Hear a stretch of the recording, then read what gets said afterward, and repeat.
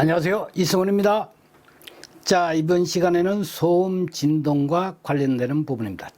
작업장 환경관리 내지는 작업장 관리 이 부분에 해당되는 거예요. 이 일치 효과에 대해서 한번 공부를 해보겠습니다. 저는 이승원입니다. 자, 일치 효과입니다. 소음 진동의 이제 기초 개념으로서 일치 효과입니다.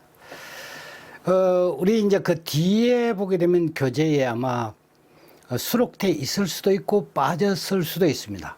이 일치 효과는 관연도에 출제된 적이 없어요.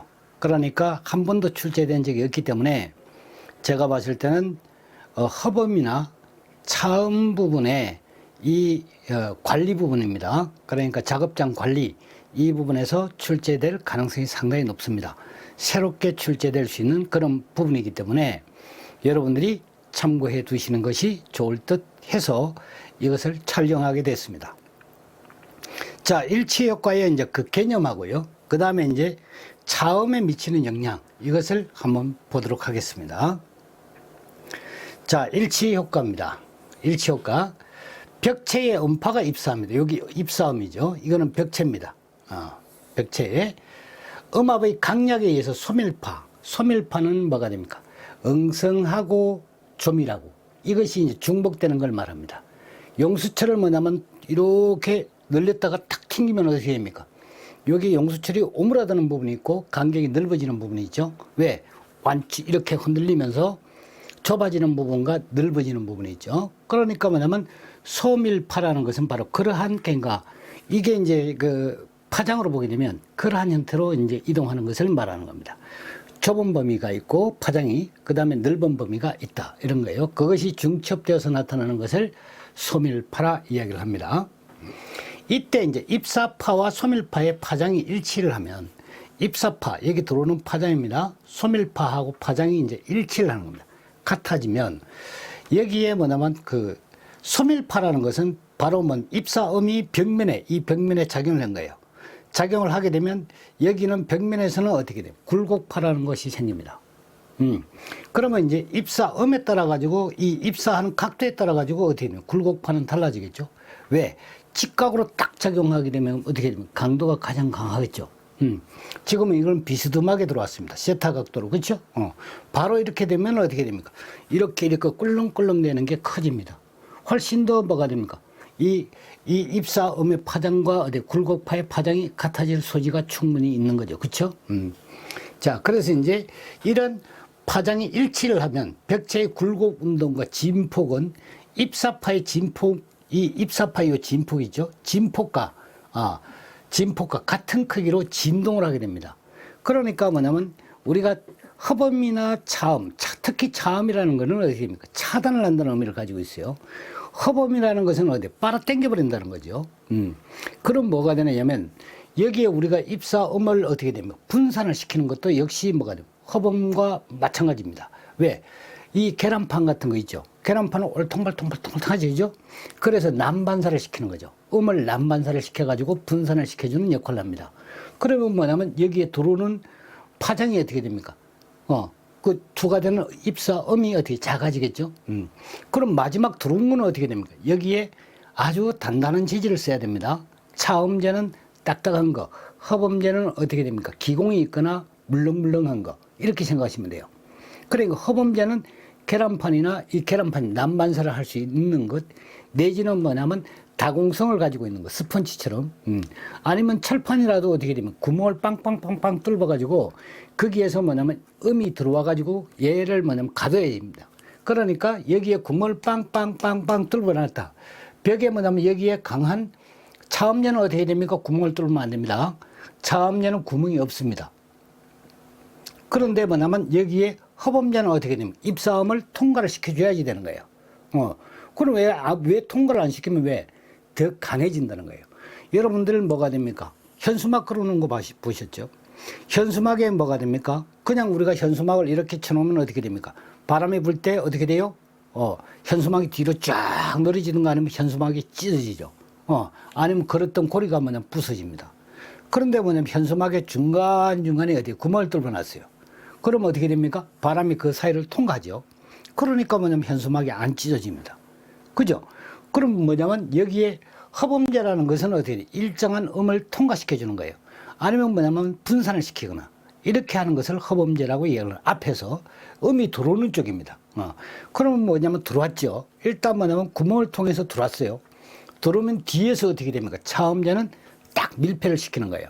그럼 밀폐를 시켜주면 음이 들어와가지고는 구멍을 통해서 들어오긴 들어왔는데 여기에 뭐냐면 밀폐를 시켜가지고 차음제가 딱딱한 차음제가 뒤에 딱 버팅기고 있으니까 어떻게 됩니까?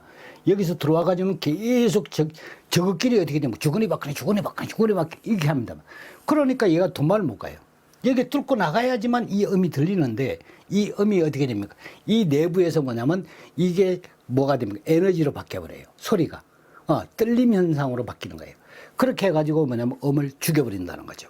그게 뭐냐면 이제 허범과 차음의 개념이에요. 그러니까 허범제를 뭐가 됩니까? 이쪽에 허범제를 쓰고 이쪽에 차음제를 쓰면 안 됩니다. 그러니까 입사 음이 들어오는 쪽에 뭐가 되면 허범제를 쓰고 그 다음 나가는 쪽에 어떻게 되면 차음제를 쓰는 거라 이 말이죠. 그래서 이제 허범제 같은 경우는 철판에다 구멍을 빵빵 뚫어도 되고 두꺼운 면 있죠. 면 같은 데다가 구멍을 이렇게 그러니까 해도 됩니다. 그 다음 뭐냐면 우리 흔히 쓰는 유리섬유 그것도 돼요. 그 다음 뭐냐면 이 다공질제로 스펀지 같은 것도 다 됩니다. 그 왜 허범을 뭐가 되면 일단 식혀줘야지 되는 거니까. 그러나 여기는 이제 차음제는 어떻게 되면 방수 형태죠. 절대 뭐냐면 이것이 통과되지 못하도록 막아줘야 되는 거예요. 그러면 이렇게 돌았던 음이 어떻게 됩니까? 차음제에 부딪히죠. 그럼 내부에서 어떻게 됩니까? 이렇게 교란이 일어난다는 거예요. 그러면서 뭐냐면 이 벽을 뚫고 나가지를 못해요. 여기에 이제 뭐냐면 사람이 거주하는 지역이에요. 그러면 이 소리가 어떻게 됩니까? 차음이 돼가지고 이 사무실 내로 소리가 들리질 않는다. 이런 얘기예요. 그래서 이제 그런 개념으로 이것을 여러분들이 이해하시면 됩니다. 아시겠죠? 그래서 이제 진동을 한다는 얘기인데 이게 뭐냐면 입사 각도에 따라서 뭐냐면 진동하는 정도가 달라요. 그러면 이제 이게 만약에 굴곡파가 형성되는 입사음이 지금 뭐냐면 여기 세타 각도로 돌았는데 90도 각도로 들어오면 어떻게 되겠습니까? 이게 뭐냐면 일치가 될 가능성이 상당히 높다 이런 얘기예요. 밀고 땡기고 이렇게 하다 보니까 결과적으로 뭐냐면 이 판도 단단하지만 이게 같이 울린다는 거예요. 같이 울리면 어떻게 됩니까? 결과적으로 이 울림에 의해 가지고 어떻게 돼요? 밖으로 뭐가 됩니까? 음이 새어나가죠. 그걸 뭐냐면 일치 효과라 이렇게 얘기를 하는 겁니다. 그러면 일치 효과가 뭐냐면 좋은 거냐 나쁜 거냐 이런 거예요. 일치 효과가 일어나게 되면 이게 뭐냐면 공진이 일어나는 거예요. 그래 공진 상태가 되면 어떻게 되느냐면 울림이 더 커질 수도 있습니다. 그러니까 뭐냐면 차음 효과가 급격하게 저하되는 거다 이런 얘기죠. 그래서 이제 가능한 뭐냐면 일치 효과가 어떻게 됩니까? 잘 일어나지 않도록 만드는 것이 중요하고 이게 뭐냐면 그래서 차음제 같은 경우도 어떻게 단단하게 고정을 해야 됩니다. 왜? 느슨하게 하면 어떻게 돼? 같이 울려버리죠. 그래서 그러니까 차음의 효과가 떨어진다. 이런 의미에서 이 얘기입니다. 아시겠죠? 그래서 이제 이렇게 공진 상태, 진동을 같이 해가지고 같이 하는 거예요. 같이 움직인다는 거예요. 떨림이 발생이 되면 차음 성능이 이제 현저하게 저하됩니다. 그래서 일치 효과는 어떻게 됩니까? 공진에 의해서 차음 효과를 저하시키는 원인이 된다. 이렇게 여러분들이 알고 계시면 돼요. 그 일치 효과를 뭐냐면 권장을 한다. 이건 안 되죠. 그래서 바로 그걸 여러분들이 알아두시라는 거예요. 시험에 그러한 형태를 묻는 거예요. 자, 그래서 이제 이걸 여러분들이 이제 좀 알아듣기 쉽게 뭐냐면 이렇게 제가 하기 위해서 이걸 만들어 놨는데요. 두사부일체. 두사부일체. 이게 그러니까 일체라는 두사부일체. 그 영화 있지 않습니까? 그러니까 들어오는 것과 뭐냐면 이 굴곡파가 같이 움직여 버린다는 거죠. 일체가 되면 어떻게 됩니까? 공짜다 이거죠. 그러면 이게 공짜가 되면 어떻게 돼요? 그만큼 음질이나 화질이 떨어지죠. 그래서 차음 성능이 내지는 음질이 낮다. 화질이 낮다.